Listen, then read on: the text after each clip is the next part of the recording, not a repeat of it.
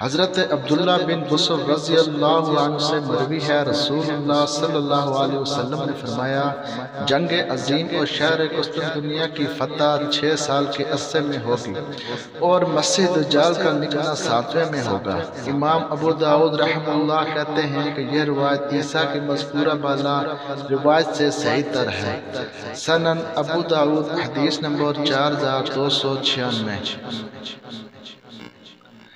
جناب عبداللہ بن یزید اپنے والد سے بیان کرتے ہیں کہ نبی صلی اللہ علیہ وسلم نے اپنی ایک حدیث میں فرمایا، ایک قوم تم سے جنگ کرے گی جن کی آنکھیں چھوٹی چھوٹی ہوں گی، یعنی ترک۔ فرمایا تم انہیں 3 بار دھکیلو گے حتیٰ کہ جزیرہ عرب کے کنارے پر پہنچا دو گے۔ پہلی دفعہ دھکیلنے میں ان میں سے جو بھاگ جائیں گے نجات پا جائیں گے، دوسری دفعہ میں کچھ بچ جائیں گے اور کچھ ہلاک ہوں گے، لیکن تیسری بار میں ان کا صفایا کر دیا جائے گا، یا اسی کی مانند بیان فرمایا۔ سنن ابو داؤد حدیث نمبر 4305۔